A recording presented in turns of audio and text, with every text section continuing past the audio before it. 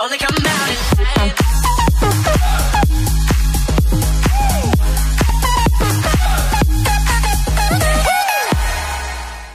Hey guys, how's it going? It's me, Betty Jean. Today I filmed a tutorial on this eye look you see right here. I really love how this look came out. If you are interested in seeing how I created it, then just keep watching. So I want to do a look with the Jaclyn Hill palette, and I'm really inspired by this look that Alexandra Anel did on Instagram. I'm not going to totally replicate it, I just really like the placement of the shadows that she did, and it's inspired me, so that's what we're going to do. With my R37, I'm going to dip into Silk Cream, and I'm going to start running it through my crease as my transition shade. I'm going to keep it nice and high up here once I get towards the inner portion, and then getting kind of lower into the crease down here and kind of winging it out.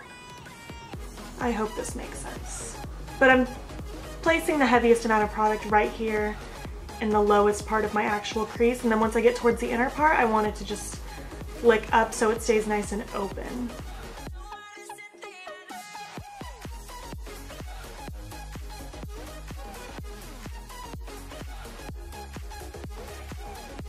With my M513, I'm going to dip into Creamsicle, and I'm going to do pretty much the exact same thing I just did, keeping it nice and low in this outer half of the crease, and then as I move towards the inner half, I'm going to keep it nice and high up towards my brow.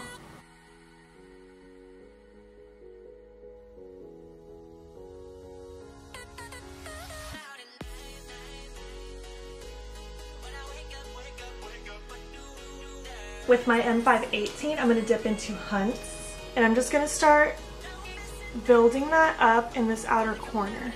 I'm kind of using a stippling motion and just kind of placing a wing shape just to get the product down.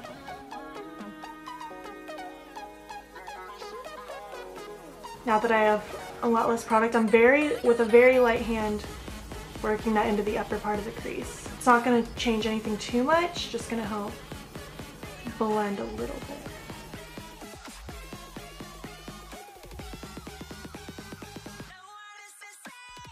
With my original R37 brush, that first brush, I'm just going to do a blend, keeping that same motion, keeping it nice and high in the inner corner, more winged out in the outer corner. With my E17, I'm going to dip into Jax, and I'm pretty much going to do the same thing I was just doing with that orangey shade.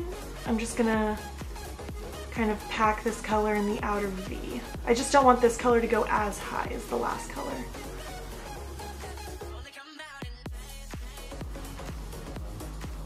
And I'm doing a very light hand when I bring it into this inner corner.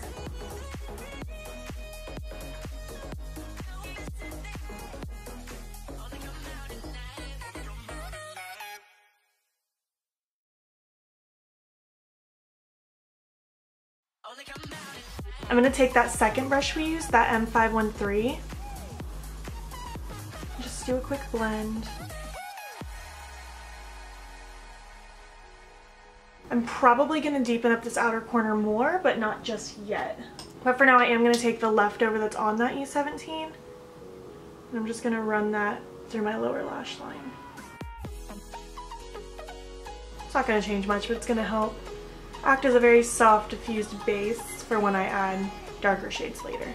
For my lid, using this ColourPop brush, I'm going to start with Queen, and almost like I'm doing a cut crease, I'm just going to start packing this on the lid all the way up into where the other shade ends.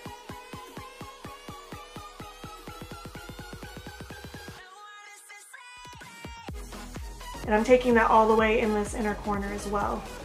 And I'm going to bring this until about half of that blank area is covered.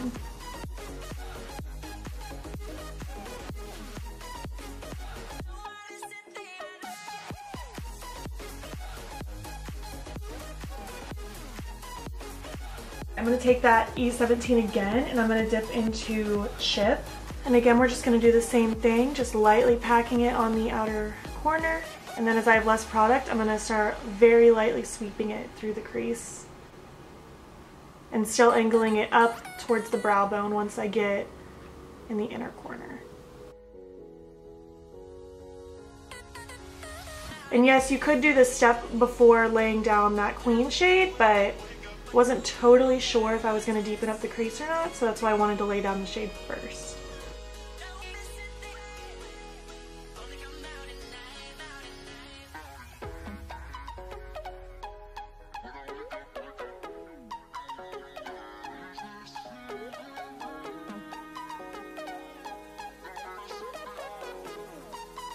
I'm wiping off that ColourPop brush and I'm going to dip into Crayon Apple. I'm going to pack that right next to where the dark stops and the blank on my lid begins, just to help add a smooth transition between the matte and the shimmer.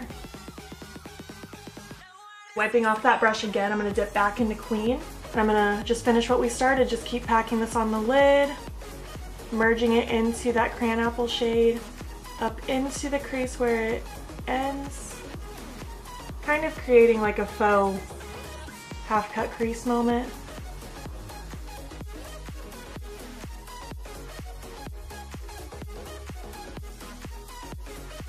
Like I said in the beginning, this isn't a recreation of Alexandra's look. It's just taking inspiration from the way she placed the colors. I really liked this very open inner corner area.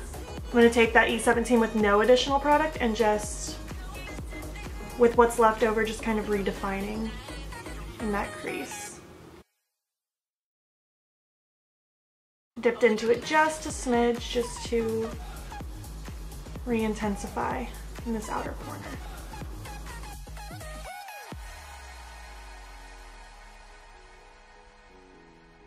Going in with that first brush again, just doing one last blend up here. Taking this Wet n Wild, like, smudgy eyeliner brush, I never know what this is called, I'm just gonna start smudging that in this outer corner. Once I have less product on the brush, I'm gonna bring it to the inner corner of the eye.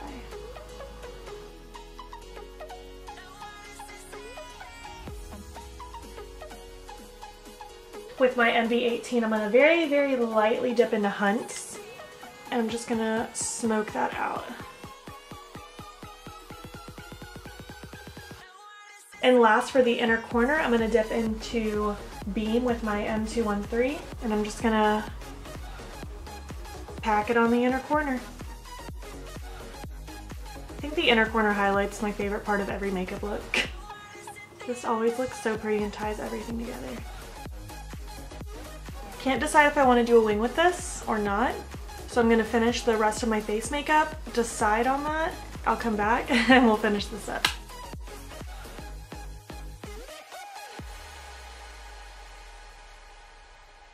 So this is the full look. I hope you like it. I'm so happy with how it came out. I feel so good in this look. The lipstick I'm wearing right now is Dominatrix from Jeffree Star. I love it. I feel like brown lips are just perfect this time of year. As usual, if you recreate this look, please tag me on Instagram. I would love to see it. Please let me know what you think and what you want to see in the next one. Don't forget to subscribe if you haven't already, and I will catch you next time. Okay, bye. With my R37, I'm gonna dip it for my lid using this color. I always want to say ColourPop. Excuse me, phone. I don't need your 2 cents right now. Ew, I said that weird. No, I'm really not. I really love how this look came. No.